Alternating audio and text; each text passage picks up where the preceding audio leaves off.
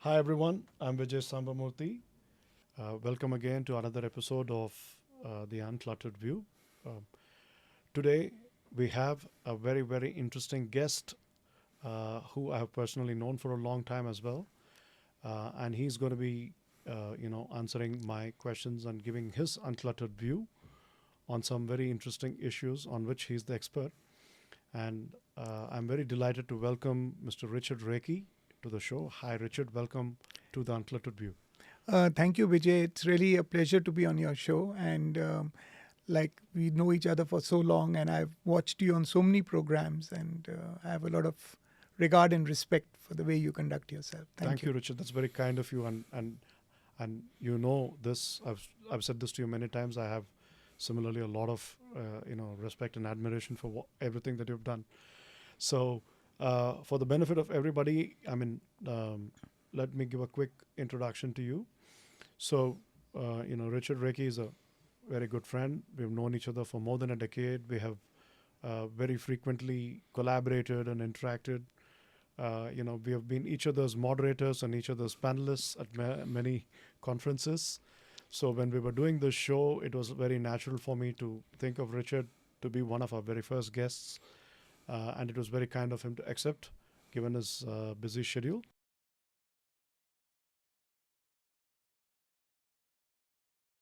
So let me give a quick introduction. So Richard Rekhy used to be the CEO of KPMG India for several years. And even before that, he's a very respected and well-regarded industry veteran in the finance and accounting world. He has been a Big Four fixture since at least the past 3 or 4 decades. So he has a lot of experience behind him. And most recently, he was with KPMG India for almost a little more than a decade as their India CEO. And after that, he has now started a new innings with Grant Thornton, and I will let him talk about that. I don't want to steal his thunder. So, Richard, if you could just introduce yourself and your new role at GT, that'd be great. So, like you rightly said, I've got 30 to 40 years of experience in consulting accounting firms. And earlier I was in Arthur Andersen, then came to KPMG. And then I was in the Middle East on KPMG. I was on the global board of KPMG also. So I have a lot of experience in this area. And after finishing with the Middle East, I was just thinking, should I hang up my boots or what should I do? And Grant Thornton, with whom has been discussing with me for a long time now, maybe last 8-10 years, but somehow nothing worked out. And then we thought together that let's build the first Indian global multinational firm. Mm-hmm. And that's why we have renamed it GT Bharat. Okay. And so we want to take this firm global and take it onto the global stage, and new certain things I can't talk about, but there are a lot of developments happening in that area. Wonderful. That's very invigorating to hear. That whole rebranding to Bharat using that's a very powerful message in itself as to what you're looking to lead with. Is very good. And just to tell you, so that people have it very clear, this is not after anybody said about Bharat. This was done in 2017. Wow. Once I and the CEO was sitting, I said, why don't you call it GT Bharat? Okay. And that's how he liked it, and just went ahead with it. No, it makes sense. I mean, because I think it's a very powerful branding tool as well, because you are using the fact that it is not just limited to the mainstream cities in Correct. India, which have historically gotten a lot of love from professional services firms. Yeah. So I think that messaging is coming out quite well. And good luck with that. And Thank you. Of course, we will talk more about that once the camera stops rolling. But now coming to this session. So before we go into the serious stuff, where of course I'm looking forward to your insights on some very tough questions, but very important ones. But before that, for the sake of our audience, why don't you walk us through your personal journey? I mean, obviously, more than 4 decades of being in the same thing. I'm not there yet, but I'm getting there. I'm almost 3 decades. I've been a lawyer for 28 years now. So I get asked the same question, that don't you get bored of doing the same thing? So let me start with that. I mean, what has kept you kind of excited and motivated, and to stick in the same or similar field for over 40 years? I'd love to hear that. Yeah, so I'll tell you where it started because I'm not of a family of accountants. I was the first accountant in my family who did chartered accountancy. And my father and my uncles, everybody, they were all engineers. And it all happened by accident. I was in school sitting there, and my principal walks up to me and said, "So, what do you plan to do after school?" And I said, "I want to go and join the merchant navy." He said, "Did you think of chartered accountancy?" And suddenly this thing got into my head. I didn't know about it, and then I started finding out what's the career and profession found in those times. Possibly that was one of the careers you could have taken if you're not taking science. Of course. So that was one of the careers. So that's how I got in. And even my father, after I got in, his whole thing was you go and join the corporate world. They pay well. You'll get perks. You'll get this, that, and all. Somehow I just got into this accounting firm. At that time, it was a mid-sized Indian firm. And I just loved the work. And I still love it. Okay. So it is, if you ask me, for me, it's not a job. For me, it is to go and build something, to create something for the country, to advise companies, to advise individuals, how to make them successful. Man, how, for me, if you ask me whatever, in my small, humble way, my greatest contribution, number of leaders that one has built along the way, and or across the firms. And so it's been, and not even leaders, even some junior people. So you really feel good about it. Yes, who are leaders in their own way, Yes, right? Leaders yeah. across the ranks. Yes, absolutely. true.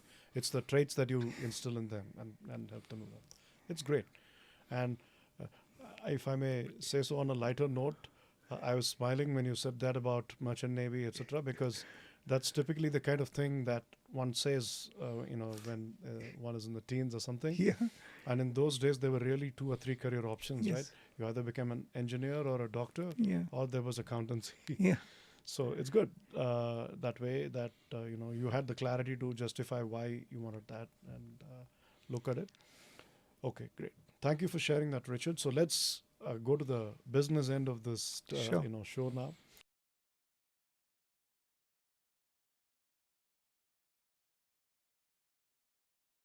So we are going to focus on a broad series of topics which are largely economic / geopolitical / financial.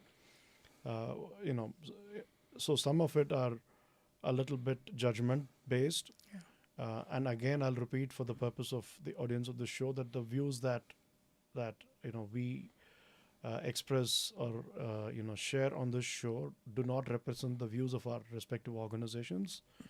They are meant to be personal views, and the purpose of Uncluttered View as a show is to create some discussion where people share their views honestly with respect to issues that matter. So that's what we are going to focus on. So I will start by asking a little bit of a historical question, Richard, in the Indian context. As we all know, India liberalized in the early 90s after almost 4 or 5 decades of heavily regulated and very, very sort of isolated economy. We suddenly, liberalized ourselves and became a privatized economy in the early 90s. And now it's been almost, more than 3 decades since that happened. So, in your view and experience, you obviously started your career even before the liberalization. I started my career right after liberalization. So we both have, I think, slightly different perspectives to when we started our careers. But I would say in the last 20 years or so, our experiences have been quite similar. So I would love to get your perspective on where do you see the Indian economy, relative to the global economy? How has it evolved? Say in a pre-liberalization context to and immediately after liberalization to where we are today. So, as we all know, 1991 was India's year of liberalization and true freedom and coming into their own. And I can say that I am one of the beneficiaries of that liberalization because I've seen the period before that. I know what for me, very simple. How do I look at your compensation? And maybe 4-5 years later, as the economy is liberalized, I think the real impact of liberalization actually came in about 96, not actually 91. 91, they were opening up, so people were still feeling their way around and, trying to understand what to do with this new economy. But India was on the brink of disaster. There were foreign reserves were down. I mean, just enough to pay 15 days payments of their imports. Very so stark. very, very. And then came Dr. Manmohan Singh. I think if we didn't have Dr. Manmohan Singh, I shudder to think what we would have had, honestly. He brought liberalization. A lot of us at that time criticized him, saying, why is he not opening up more? Why is he gone one step and stopped? Then came the Asian crisis, Asian tigers, We withstood that crisis because of his policies, and number of crises came after that. So I think 1991 was when we opened up. A lot of foreign investors started coming in. FIs came in, FDI came in, a lot of money came in. New bunch of entrepreneurs got born. So when you started your career, you were dealing with a bit of the old, but a lot of the new entrepreneurs who came in had a very different view on how they want to do business. Export markets opened up, and everybody wanted to be global, international. And we also wanted to be, how do we want to be part of the global supply chain? But the biggest push for India at that time was the IT industry and that back office processing. And the one thing that really helped India at that time, because even China was trying to build it out, but they didn't have English-speaking people, and India had a huge number of English-speaking people. So the entire IT industry boomed. Today, it's one of our most progressive industries. And we also brought in a lot of computerization, IT systems came in, telecom industry boomed. I would say that India was one of the front runners as far as telecom is concerned, even more modern than the US and everybody else. So we actually went with the late mover advantage. This was one industry which proved where you have little government interference, you can see where an industry booms. Because this had no interference with the government. It was just free economy. Players came in, they did their stuff, and everybody succeeded. Also, one thing happened because of the telecom sector. A lot of economic activity got into your hands. Suddenly, in your arm, in your hand, you had a instrument which could get you economic activity, business. Setting it across, and so I think a lot of things changed. And of course, our challenges continue. We have challenges. We had challenges at that time of labor reforms, land reforms, our regulations. We were too regulated, like you said. We were a closed economy. And so that didn't get fully addressed. And of course, our infrastructure was the pit. So there was a huge amount of expenditure on. And also, we didn't have too much funds available at that time. And then you saw all the private equity coming into India and funding new businesses and taking it forward. So I think the current generation is a beneficiary to all of that. And we've just grown from there. And the other one point I'd like to say here, that the Indian economy has been growing since then at about 6 to 7% for 30 years. So this is massive. Yeah, this is massive, and this is impressive. And that's why we are about a 4 trillion. There's always the talk, are we 3.5, 4, whatever. But we are somewhere there between that $4 trillion economy, let's say. And all of us are doing pretty okay. Yes, I agree. And I'm also thinking back to, those early days of liberalization. And I had just started out as a lawyer back then. And it was a little bit like, getting thrown into the deep end, because we suddenly were doing things which lawyers with 10, 12 years of experience were normally do. And a lot of the laws were very new as well. Correct. So this interesting thing that you mentioned about infrastructure. So I had the privilege of working on one of the early infrastructure deals. And the job given to me as a fairly young associate was to prepare the list of approvals that had to be taken. And such is the nature of the beast that back then there was hardly any information available in the public domain, right? Everything had to be sourced through a lot of painstaking research, the old-fashioned way. No internet, nothing in those days, right? So ultimately, I figured out that you needed as many as, I think it was, the number was 54 or 56 approvals for one power plant. And by the time I put up that list, I felt I felt also very elated, but I also felt what a waste of my time this has been, right? Because we don't have the resources. Sure. We're just running around trying to, but I think we have come a long way on that front as well. I think the economic prosperity has also been met with or also partially caused by the investments in infrastructure. Sure. So our bandwidth today, what we get is one of the best in the world at the price that we pay for it. Yeah. Similarly, our physical infrastructure is also, in terms of roads and all that, is tremendously improved. So all that resonates with me. What you said about One more thing I'll tell you, not many people have realized it. So at that time, the economy was growing 7, 8%, even it went up to 11% once, I remember. And I'm not sure many people realized. I was at a panel and some very senior political leaders were also sitting there. They said, we didn't realize what you saw. So what I said, one of the biggest causes or one of the causes of India's growth was the women participation in the workforce. Of course. Because that caused a lot of GDP growth. Because earlier there was one person earning and the whole family living. Now there were two people earning. And the women started doing well, started succeeding.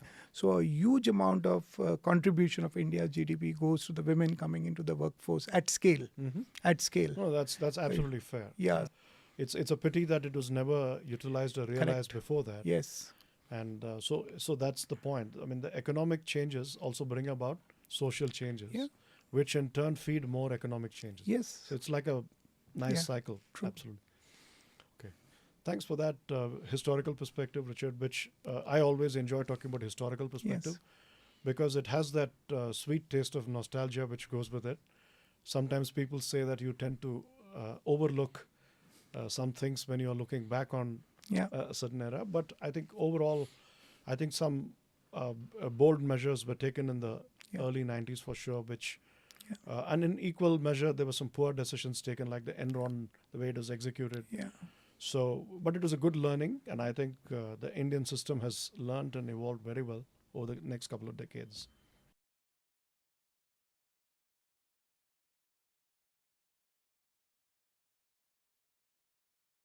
So now let me ask a more present day question, because we've talked about where the Indian economy started and where we are today.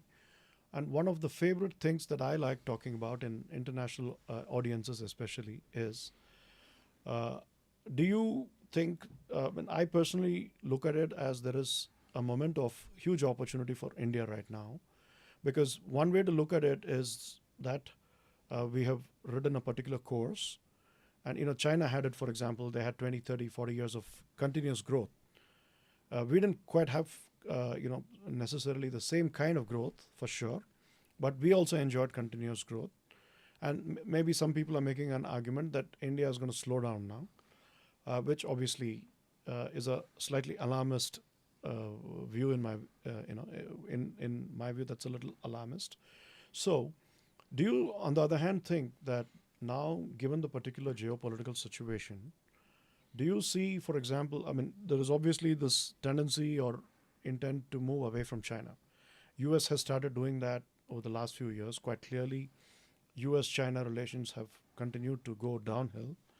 I'm not saying that's necessarily a good thing or a bad thing, but it's a very opportune thing maybe for some countries like India. I also think Southeast Asia can benefit from it. So, the US itself and China are not aligned as trading partners. So they are both looking elsewhere, and there are opportunities. Of course, India's position with China is also similarly a little fractured. So I'd love to get your views on, so what should India do here? Should we be opportunistic and say, hey, US, partner with us? Or B, should we say we should try to do business with China as well? Because as recent history has shown us, China has suddenly pulled a rabbit out of the AI hat, by coming out with DeepSeek. So what do you think is the strategy that India should adopt here? So One of the big challenges we faced when we opened up the economy, we did make a statement that we want to manufacturing should be 25% of the GDP. Never achieved it, Correct. and not achieved it even today. In fact, it's gone down even more. I think you hit the nail on the head. People never look at this opportunity of India China coming together. I think you raised it. I think it's very good. My view, if India wants to get onto the manufacturing scale, China is their best partner. I'll tell you why. Because China cost of labor has gone up. India's cost of labor is still manageable, still good. I'm talking from a lower cost. And India can do a lot of the heavy lifting manufacturing which China will find difficult to do. Okay. So India can actually create a lot of jobs, and these will necessarily not be skilled work. It could be unskilled workers doing that kind of manufacturing. But what are you doing? You're creating jobs, you're creating economic activity, and you're trying to balance the payment, the balance of payment. So I think there's a big opportunity. And I think one should not shy away from it. Now with all this anti-China, somebody will say, why are you suggesting this? So this is one part of the story. The other part of the story I can see is that as people move out of China, their natural ally should have been India. But unfortunately, it's not been India. It has been Vietnam, it has been other countries, Indonesia, Mexico, we've gone everywhere, So India's got some part of it, but did not get the major part because at that time it was felt that all China will close down and everything will come to India. It didn't happen. And it won't happen also because That's too simplistic. Yeah, too simplistic. And there's a lot of unwinding to be done at the China end also. So, so I think, but we are seeing some benefits of it, like Apple moving their assembling unit to India. They do a lot of Apple phones are now assembled here. We're getting into chip manufacturing. We're getting into, unfortunately, despite having a booming IT industry, we never went for R&D. We never went to build our own products. Okay. Which we could have. We could have had the Chat GPT. We could have Chat GPT. That company was almost bought by Vishal Sikka when he was at Infosys. So, but the board rejected it. So India could have got a lot of these, and we never built any AI products. AI products means the big ones. So yeah, for that matter, any products, right? I mean, the focus has been more on services. Yes. And I'm not blaming them because it's the easier, lower hanging fruit. But you're right. At some stage, we have to go for the slightly more complex solution. So I think manufacturing, we have to go because it creates job, it creates direct, indirect jobs. You see, in a downturn or when there is economic issues, you need to have something that you manufacture. And you're dependent upon a very disrupted supply chain. And that's where the challenge is going to come. If Middle East during COVID, I'll just give one example, they said we are so rich, we've got everything in the world, we don't have food. So if everything gets closed out, what will our people eat? There's nothing to eat. So they went now agriculture on deserts using Israeli technology. They are putting that at scale. So I think that's the way India should look at. I think what we need is a repeat of 1991, but with very different kind of reforms, the tougher reforms, like you very rightly said, the tougher reforms, and we need to go about it. Few years, we all can go through a challenge, but it will benefit the country quite a lot. Absolutely. No, that's very, very valid point. And I would say that considering the current government has been re-elected for a third term, correct. I would say it's a historic opportunity to make some very bold reformatory moves, which can impact for the next 20 years and positively. Absolutely. I also think it's an opportunity for the current government to push that.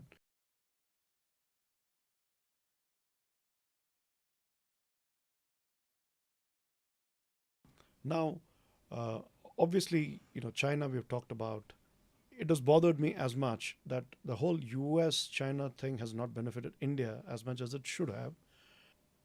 So that's an interesting explanation for that, and I have been similarly sort of disappointed that India has not been able to tap as much into this opportunity of the US and China geopolitical situation. And like we discussed, the opportunity went to some of the wrong and not necessarily well-placed candidates, whereas India should have been the most logical candidate in my view. And I think some of that may be also because of some of our laws. We have exchange control laws which people are very paranoid about. Also, our currency has been a little on a slide.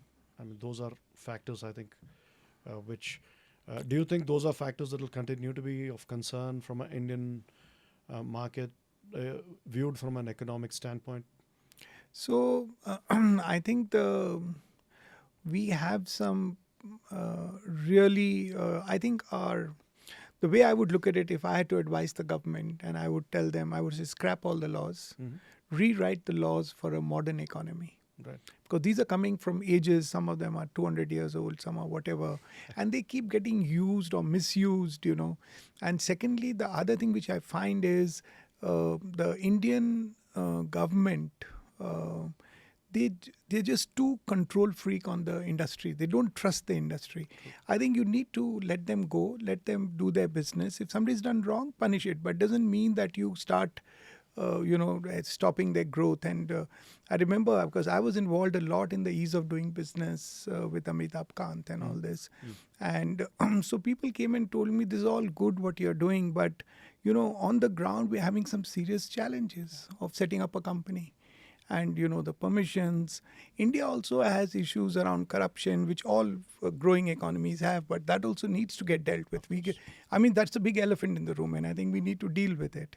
Secondly, I think the way I would look at it is, if we change the laws, our GST laws are very onerous, and they are actually, when I look at it, it's more like a consumption-based tax.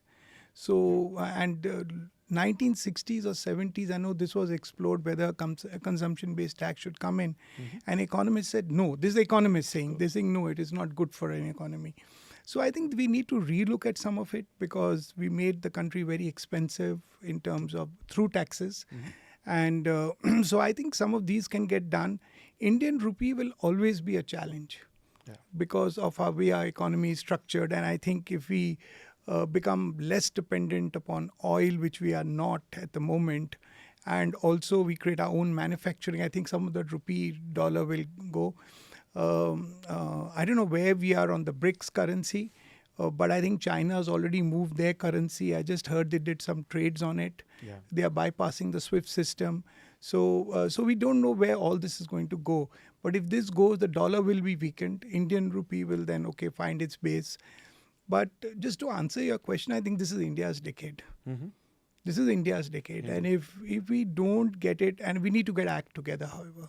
Absolutely. And we have got one big challenge besides all what we just discussed is on the agricultural sector. We need some severe agricultural reforms. We need to get people off land and move them to doing other activities, but in the rural area, not bringing them into cities.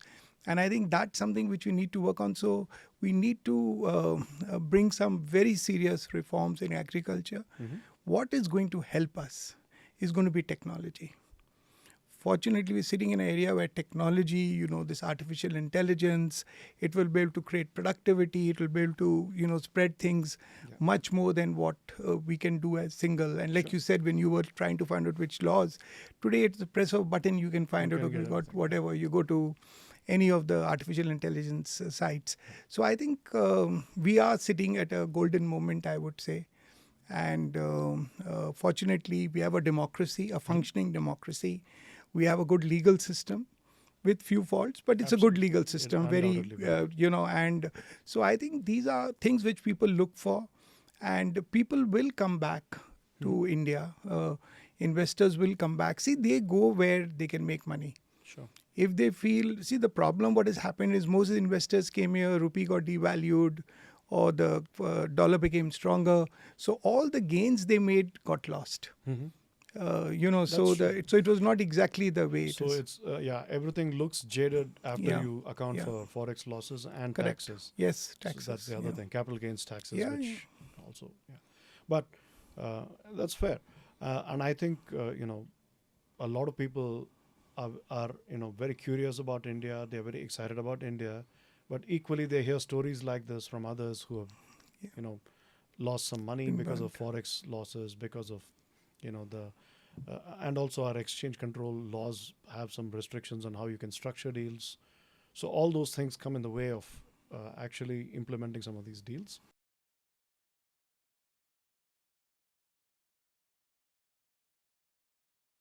moving on to a slightly more, not necessarily about the legal type of framework, but if I may, say it in a slightly provocative way, a slightly illegal issues that come and affect you. I'm calling it illegal because I'm not a fan of countries invading other Sure. countries. Yeah, yeah. So I'm really talking about conflicts like Ukraine, Sure. Russia war, and the Middle East thing also has been going on for a couple of years. The Ukraine situation has been going on for more than 3 years now, and with seemingly no end in sight. So, with all the planning that we can do, how do we, as an economy, how do you think India should address these kind of risks? And also, it's a bit of a fragile balancing act that we need to play, because on the one hand, we have very good relations with US, of course, and likewise we have historically had good relations with Russia, right? And now, if the war ends with, say, US kind of supporting Ukraine, a lot of US businesses are going to enter Ukraine. So, what do you think is geopolitically the opportunity or threat for India here from this whole situation? I mean, we have talked about China and the opportunity and the threat there. What is a similar analysis for you, in your view, about Russia, Ukraine?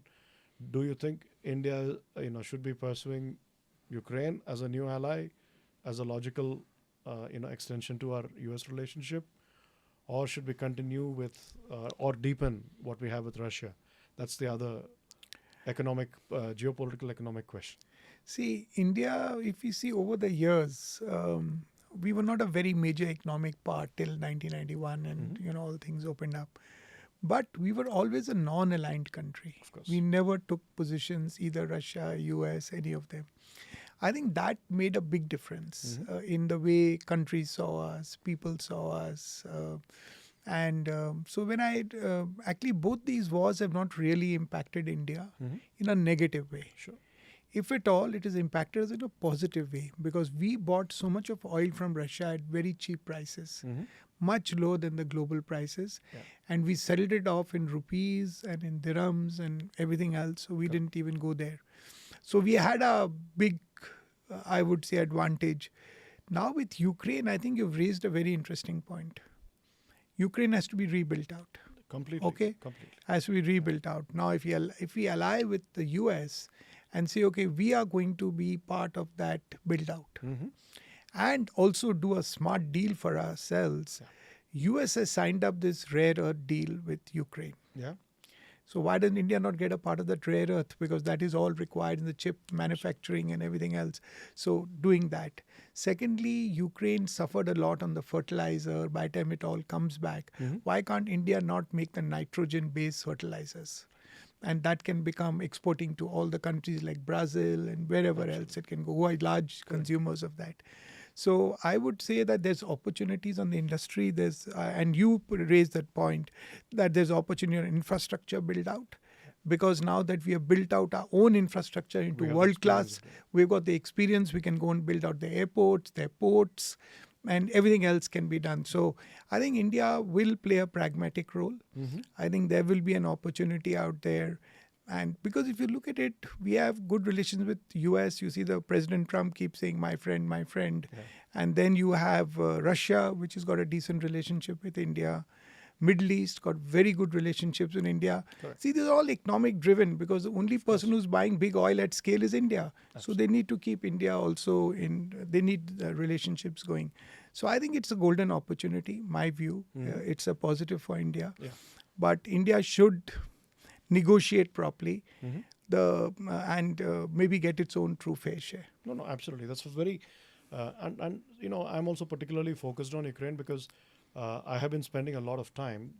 I have a couple of very close Ukrainian business friends who have spent a lot of time discussing about the opportunities there, and I've spent some time to understand the opportunities. And a couple of the points that you made are spot on, right? For India, infrastructure I see as a massive opportunity. I think the Indian infra players should be definitely looking towards Ukraine, and I have been pushing for that in my own small way.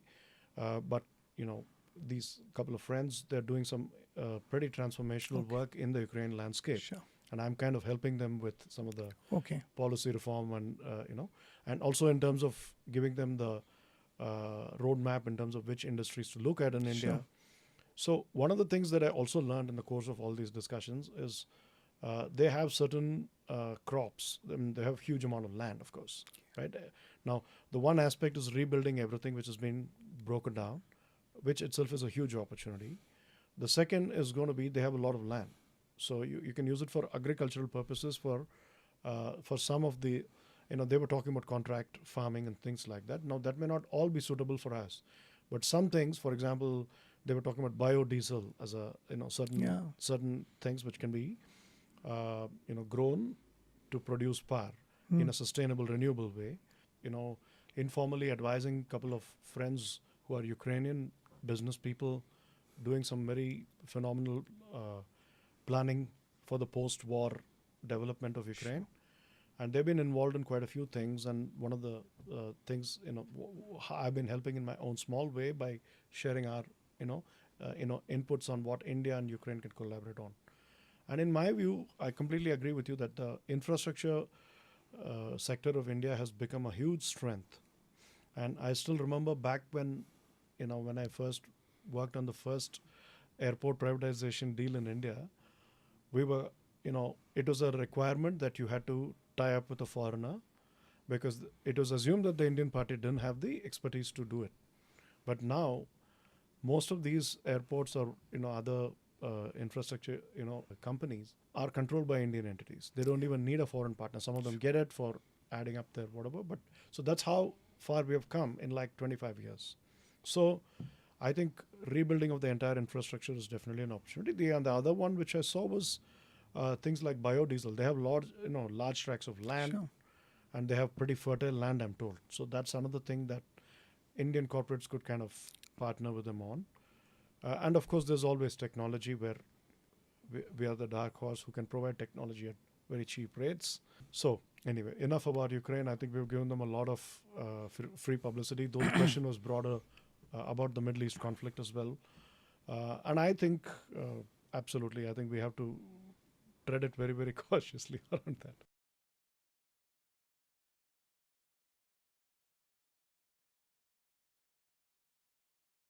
Coming back to the more recent current affairs related question, which is on everybody's mind. No points for guessing what this is. I'm talking about President Trump's new, second term and his new approach where, new approach meaning he's always stated that it would be his approach. But what I mean is it's a new approach that the US is taking in terms of, applying tariffs on all countries, including allies. So do you really think, I can understand there's a lot of, discussion and debate and much worry about it, but specifically about India, do you really think it is much of a, constraint? And obviously it will have an impact because the tariffs are bound to have an impact on consumption, on the rate at which our economy grows, their economy grows as well. But do you think, for us, what are some of the ways in which India can look to mitigate the effects of these tariffs, in assuming they don't go away for the short term or medium term? Then how do we ensure that we continue to grow at 6-7% as we want to, or maybe even more? So I think if you have seen recent announcement which has come from the US that he has put the tariff increase on hold for 90 days. And is there going to be a rethink? My personal view, now this is my personal view, is that even for the tariff, India may not go for the numbers he sent there. Okay. It may come down to 10-15%. Or maybe, and including the 10% base. So he's got a base for everybody 10 and above that he's gone. He will see how much India has done on the tariff reduction for US goods. And I think there will be a give and take negotiation. There's also a trade agreement which is getting worked out with the US. So he needs India. Okay. If he doesn't have China, then India is his big partner. where they can do a lot of the things which they would have been doing with China earlier. And so I think that is something that is going to drive some of the behaviors. Okay. And I feel even if you look at the trade, Vijay, overall the trade between India and the US, it's while it is there, but it's not all that. It won't impact. India is a consumption-driven economy. Domestic consumption is very big. As much as we want all those things, the Americans need this market to sell their goods. And so they will ensure that their players, the big IT companies are all, because China has literally banned them, so Correct. which is the other big market. So I think they will And by the way, continue. that's the only one which has not been paused for Yes. 90 days. Yeah. It continues Sure. to be. Absolutely. China, he continues Yeah. continues there. So what the implication there is going to be, we don't know. Whether China will benefit, US will benefit. I think a lot of the third world, other countries will start benefiting out of it because between these two people's trade wars. I think I would say tariffs have never been good. Mm-hmm. If you go back, I'm going again historical, 1928, 30, Great Depression, tariffs came, 20,000 goods, US put tariffs on, and because they were going through depression, and that depression just went in deeper and prolonged. It was the worst time in economic history of anybody. Then Mr. President Reagan came. He brought these tariffs on Japanese car manufacturers, etc. Of course, Japanese proved smarter. They brought the Lexus and the Honda's upmarket car to the US. quotas, so they could get over those quotas, and they actually went away. So I think but that time also tariffs have never been good. Okay, just to answer, tariffs are never good. I feel here's an opportunity for India to go with the EU, go with other countries and say, listen, let's do our free trade agreements at much better places. And maybe the time for India to renegotiate the services part of the agreement. Okay. We have issues around visas. We have issues around people going out and working in other countries because we have this huge demographic dividend. Sure. They need to go and work somewhere. So we should see how there could be an easy way in which they could go out, because then foreign exchange comes back to the country. Correct. Yeah. But then, to be fair, if we want to take, then we also should give. Yes. So we don't let most people come in without a visa, and I think that kind of. I now live in Singapore, so I see that Singapore has taken a very pragmatic approach to it.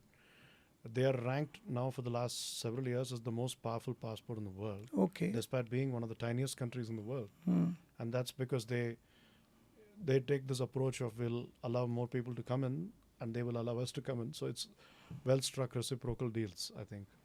So, but I agree with you there as well. I think we should definitely make it easier for people to, our people to travel easily to many countries, because that brings in a lot of opportunity. And equally, it also brings in, if we offer that on a reciprocal basis, it brings in not just business, but it also brings in tourism numbers as well, right? I mean, that's the other. Yeah, because we have ignored for a long time. Yeah, that's a big industry. Yeah.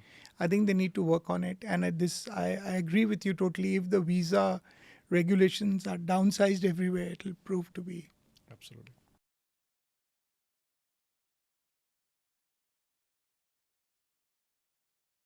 There are, a lot of talks about different metrics under which, different, people have, including the government, have set targets for India, right? Like, PM Modi has talked about Viksit Bharat by 2047, and there are, others who have talked about, putting India as a 10 trillion economy by 2032 and so on. So I will pick the one that is closest to where we are today, 2032.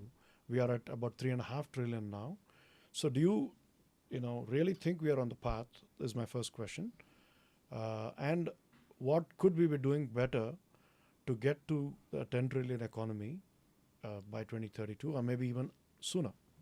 So I'm going to disappoint you here. Okay. With our current uncluttered view. Uncluttered, yes. Yeah. So this is my view again, Indeed. personal view. Our growth rates have fallen below 7%. Even 6, I heard this quarter, we may not even touch 6%. So we have some challenges there. If we want to achieve 10 trillion, we'll have to grow at 10 to 11% a year. Okay. So we are now like in a T20 match. Okay. So every year which we are growing at 6%, we are making that rate higher, asking rate higher. So I'm not saying impossible. You never know what can change, and everything moves on. But at the moment, there's only once when I saw India growing at 11%. So even if we grow at 9, 10, possibly we can hit the 10 trillion. And we should also factor in the amount of rupee devaluation that will take place along the way. So it'll become just harder to get the $10 trillion. So in rupee terms, you may get it, but dollar terms may also be far-fetched. So I think, so if we want to get there, the first thing we'll have to do is completely rejuvenate our manufacturing, our regulations, our GST regulations. We have to get the agri sector firing.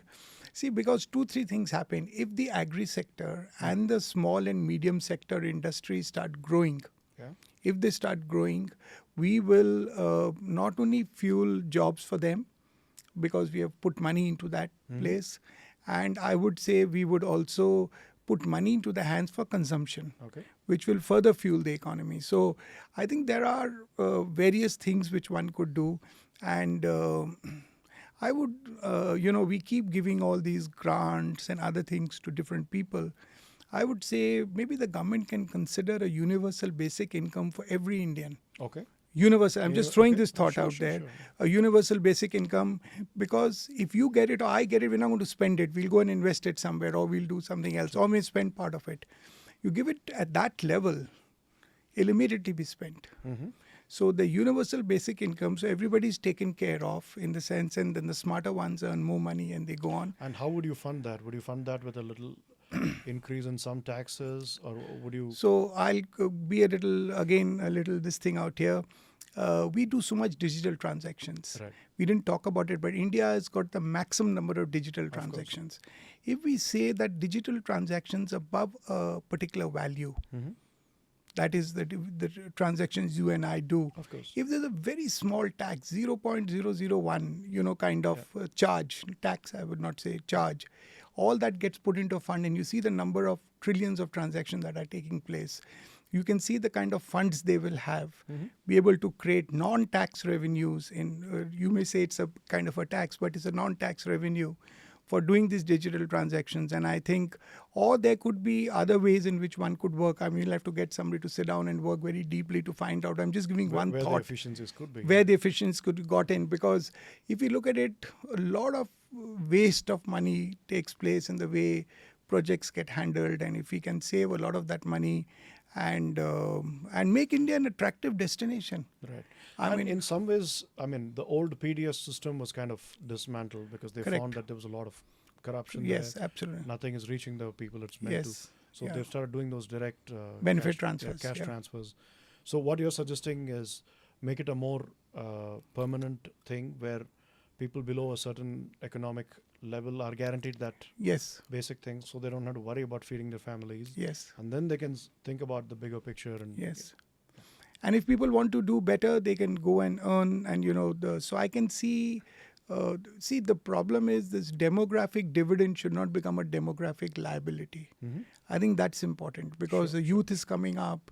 If they're not getting educated, not getting skilled, we didn't speak about skilling. Indeed. But skilling is a big area. We only have a short... I know, I understand. Otherwise, I agree with you. Skilling, that's a pet grouse of mine as well. We say that we have so many graduates every year, but it is a real problem that, there are many universities which are very subpar, generating not very employable graduates. Yeah, there's one more big area where India can grow actually. It is the AI services, like we did in GCC, where we got outsourcing done. I think this will be even bigger than GCC. Okay. AI services, because you're not gone for AI products. Though I know somewhere the Prime Minister announced I'm looking to build a product, but let's presume that may or may not happen. But AI services could be really big. Could you could you elaborate on that? What do you mean by what kind of services, for example? So everybody who's developing AI products needs services for that. You need to service those kind of installations and whatever you're doing. Okay. AI. So, and also providing support systems to everybody, the ecosystem. India has got the maximum number of engineers, or one of the largest number of, other than China maybe. And we could use this to do it at scale, and we can take the first mover advantage again here. So I was thinking that's another area which could grow. I see. Yeah. No, that's very interesting. And I don't hear much being talked about the services Sure. part of it. Sure.